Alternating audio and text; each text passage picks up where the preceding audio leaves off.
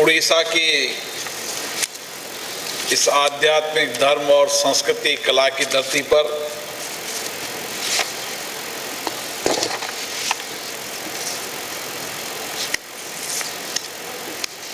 भारत की संसद की अनुसूचित जाति और अनुसूचित जनजाति और राज्य विधानसभा की अनुसूचित जाति और अनुसूचित जनजाति कल्याण परिषद की दोनों संसदीय समितियों की बैठक सम्मेलन 2 दिवसीय सम्मेलन आज समापन हुआ। ये सम्मेलन 25 वर्ष बाद ये सम्मेलन हो रहा है। उसके पहले 1976 में सम्मेलन हुआ, 97 में हुआ, 83 में हुआ, 87 में हुआ और 2001 में हुआ और दिल्ली से बाहर ये पहला सम्मेलन हो रहा है। ये सम्मेलन राज्य और केंद्र विधानमंडल जो संसद के अंदर लोकसभा राज्यसभा की दोनों की जॉइंट कमेटी होती है, उनके आपस में विचार, अनुभव, उन समितियों की बेस्ट प्रैक्टिसेज और नवाचारों का साझा करना, ताकि किस तरीके से अनुसूचित जाति और अनुसूचित जनजाति जिनको कुछ संविधान में प्रावधान है, जिनको विधायी अधिकार भी है, उन संविधान और विधायी अधिकारों का संरक्षण करते हुए उनकी योजनाएं, चाहे राज्य की योजना हो चाहे केंद्र की योजना है कि केंद्र और राज्य की दोनों मिलाकर योजना है, उन योजनाओं की समीक्षा करना और उनके अधिकारों का संरक्षण करते हुए एक समतामूलक समाज के निर्माण में जो बाबा साहब अंबेडकर जी का विचार था कि समाज के वंचित लोगों के कल्याण के लिए उनको समानता, न्याय का मौलिक अधिकार मिले, इसके लिए संसदीय समिति मिलकर काम करती है। क्योंकि राज्य विधानसभा की अलग संप्रभुता है और केंद्र विधानमंडल की अलग संप्रभुता है, लेकिन दोनों संसदीय समितियों के काम अनुसूचित जाति और अनुसूचित जनजाति के कल्याण के लिए है। इससे कई राज्यों के अंदर इन कमिटियों ने नए इनोवेशन किए, अच्छे बेहतर काम किए हैं।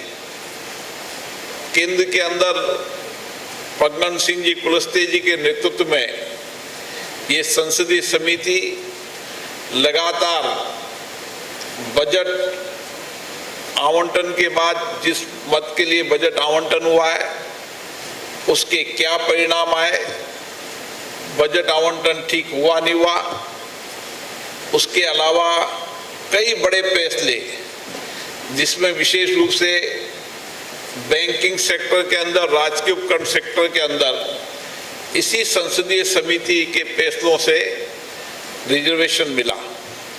इसी संसदीय समिति के फैसलों से 1.5 लाख लोगों का नियमितीकरण हुआ। ऐसे बहुत सारे फैसले संसदीय समिति ने किए जो सरकार ने उनके सुझाव को माना।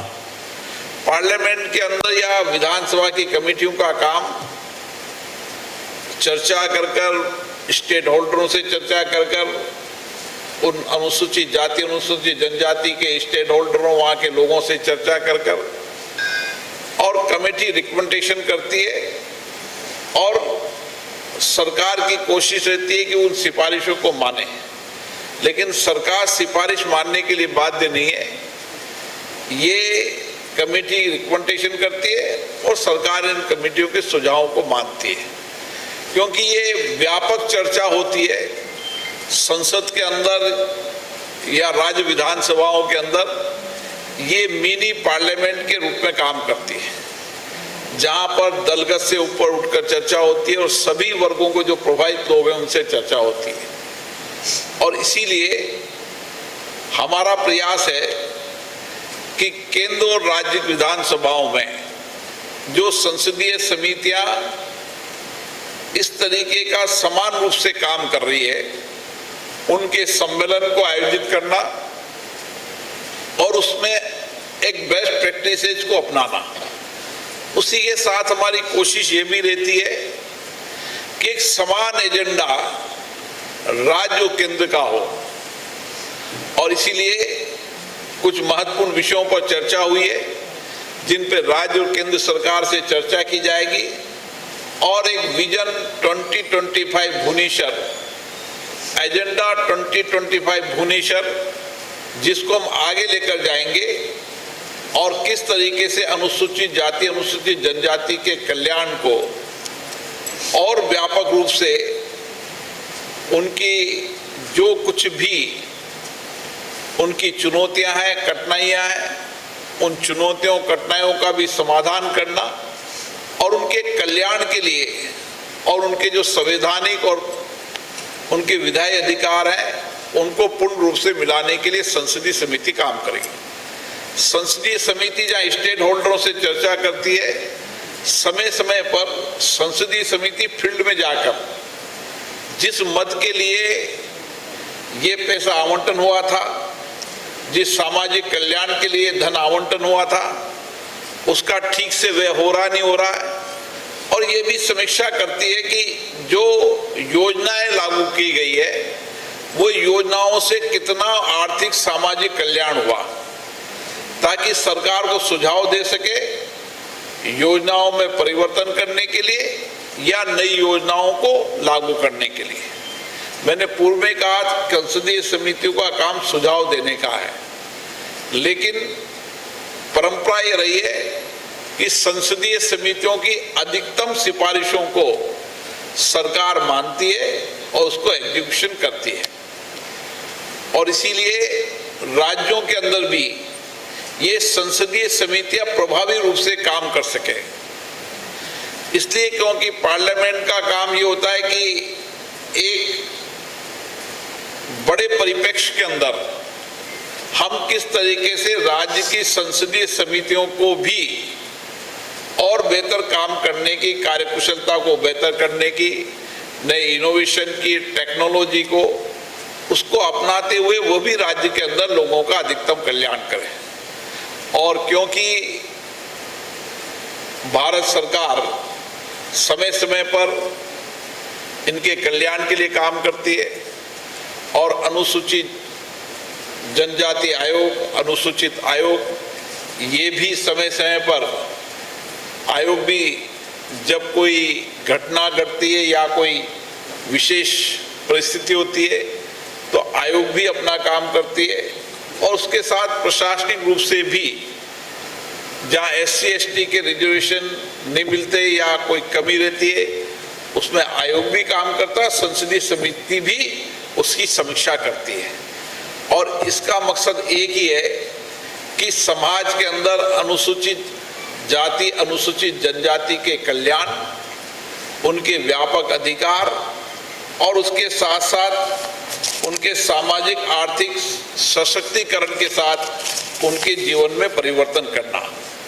और संसदीय समिति कार्यपालिका की निगरानी और सरकार की जवाबदेही भी तय करती है। इसलिए संघ और राज्यों का संयुक्त एजेंडा 2025 सभी संसदीय समितियां राज्य के अंदर अपनी सरकारों से और केंद्र की संसदीय समिति केंद्र के सरकारों से और विचार विमर्श कर एजेंडा 2025 भुवनेश्वर लागू होगा। उससे निश्चित रूप से देश के अंदर राज्य के अंदर अनुसूचित जाति और अनुसूचित जनजाति के लोगों के कल्याण के लिए और उनकी योजनाओं की समीक्षा के साथ उनके बेहतर भविष्य के लिए काम करेगी। साथियों, लोकतंत्र के अंदर चाहे राज्य की विधानसभा हो चाहे केंद्र की विधान मंडल हो, लोकतंत्र में सरकार की जवाबदेही इन संस्थाओं के प्रति होती है और संसदीय समितियों में क्योंकि चुने हुए जनप्रतिनिधि होते हैं और इसीलिए जनप्रतिनिधि जमीनी हालातों का समीक्षा करते हैं और जमीनी हालात की समीक्षा कर कर अपनी रिपोर्ट तैयार करते हैं। संसदीय समितियों में सभी दल के लोग होते हैं और सभी दल के लोगों के विचार वहां पर आते हैं।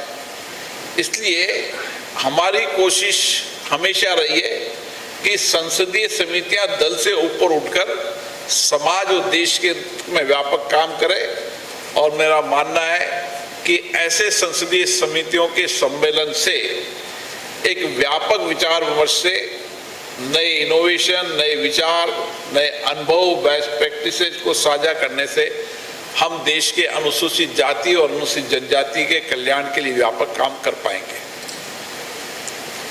इसमें कुछ विषय, कुछ एजेंडे के विषय वो सरकार से चर्चा करने के बाद उस एजेंडे के विषय को लागू करेंगे, लेकिन हमारा मानना है कि संविधान के अंदर अनुसूचित जाति और अनुसूचित जाति को व्यापक अधिकार दिए हैं।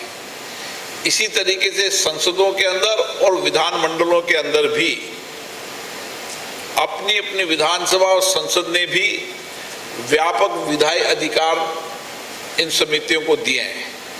इसलिए इन संसद और राज्य की विधानसभाओं को मिलकर काम करना होगा और कई बार कानून बनाते समय राज्य की विधानसभा और केंद्रीय विधानमंडल जिसको लोकसभा राज्यसभा कहते हैं, वो दोनों मिलकर कई कानून की बनाते समय भी उसका भी सुझाव देते हैं ताकि एक बेहतर कानून बन सके।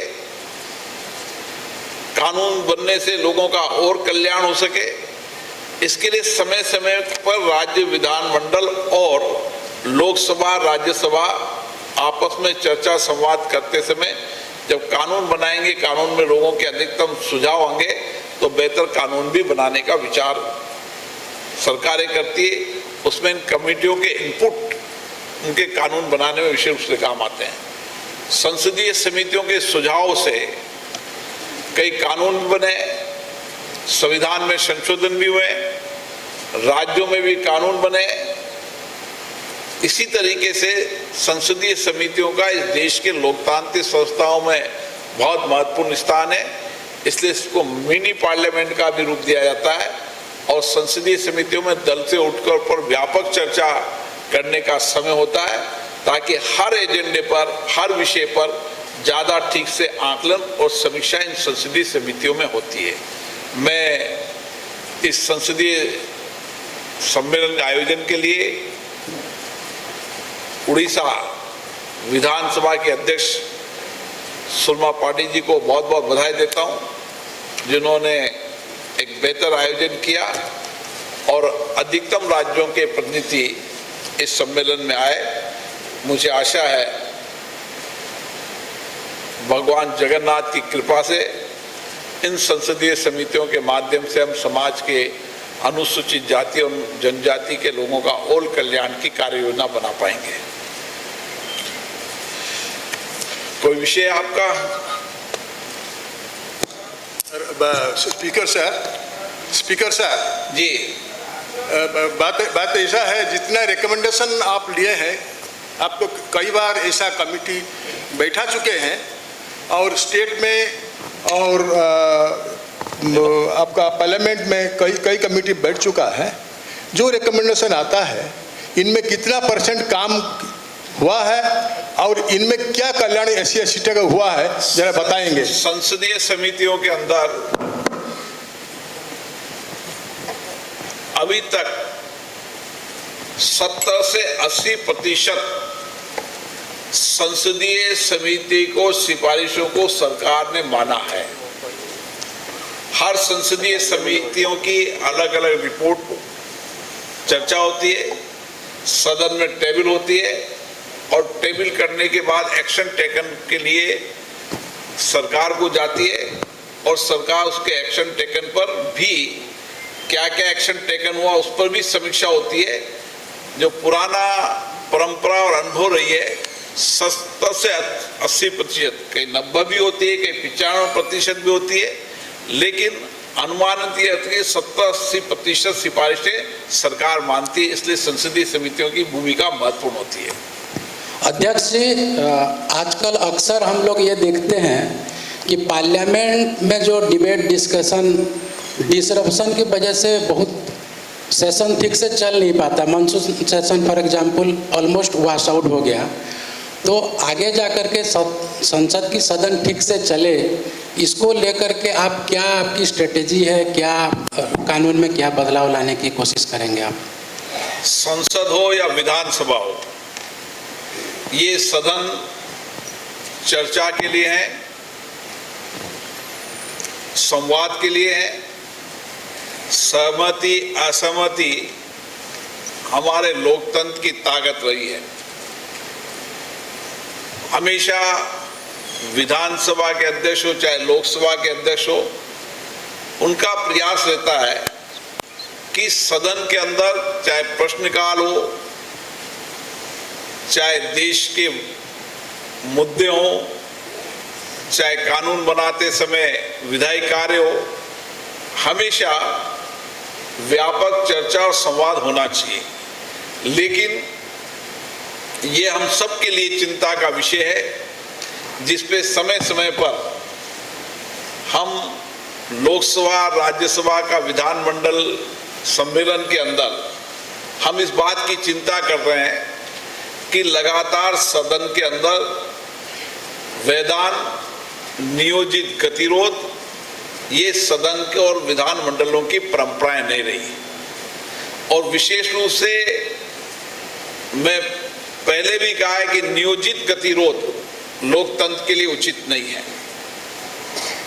सहमति असहमति हो सकती है, विचारधारा और विचारों में भी भिन्नता हो सकती है, लेकिन लोकतंत्र के संस्थाओं के अंदर इस पे चर्चा, संवाद, सहमति असहमति से ही परिणाम निकलेंगे और उससे ही कल्याण कर पाएंगे।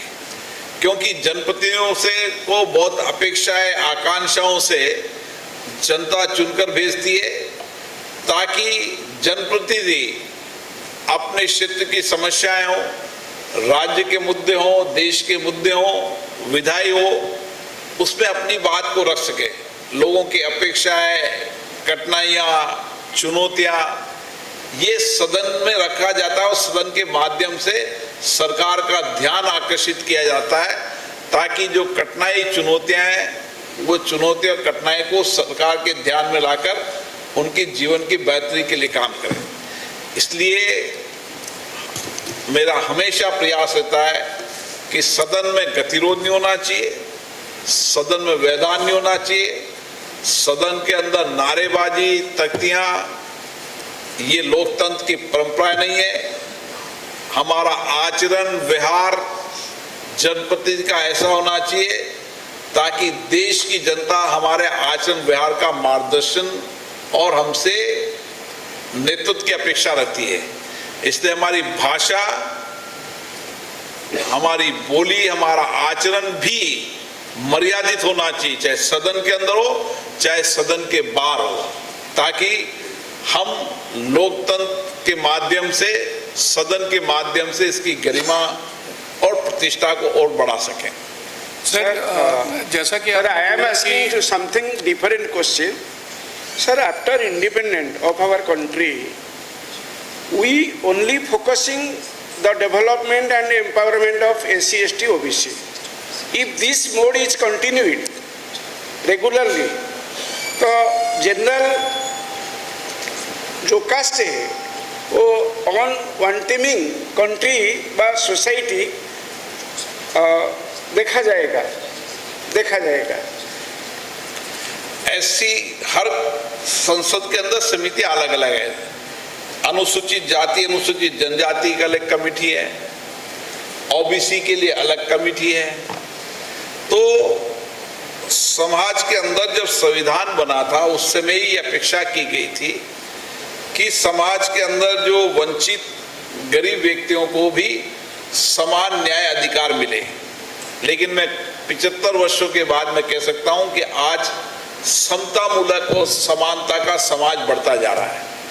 आज SC ST के लोग भी बिना आरक्षण के भी अपने अपने क्षेत्रों के अंदर बहुत बड़ा योगदान देश के अंदर दे रहे हैं, चाहे शिक्षा के अंदर हो, चाहे व्यापार हो, तकनीकी हो, डॉक्टर हो, इंजीनियर हो, वह भी समाज के अंदर, देश और दुनिया के अंदर वो नौजवान योगदान दे रहे हैं।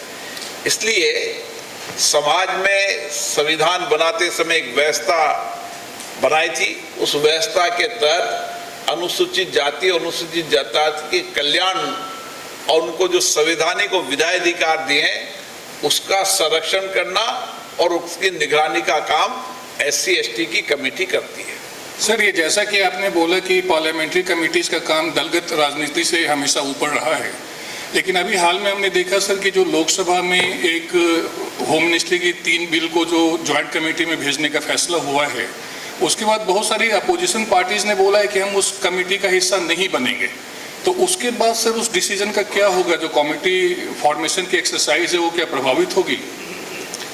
देश के अंदर संसदीय समितियों के अंदर कभी दल के विचारों के आधार पर मतभेद नहीं हुए और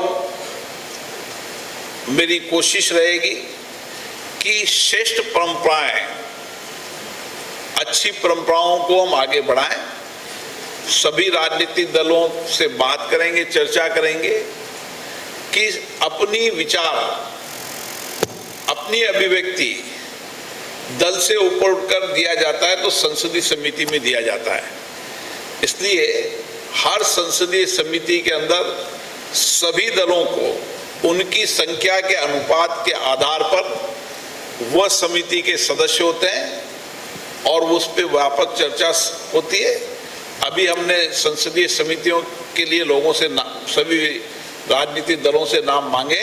हम जल्दी संसदीय समिति बनाएंगे जिसमें व्यापक चर्चा होगी। सदन के अंदर भी आग्रह करते हैं, सदन के बाहर भी आग्रह करते हैं कि हम चर्चा करें, संवाद करें, लेकिन उसमें गरिमा रहे। विधानमंडलों और लोकसभा से देश और प्रदेश का नेता वही बनेगा जो स्वस्थ चर्चा करेगा, अच्छी चर्चा करेगा, अच्छी डिबेट करेगा।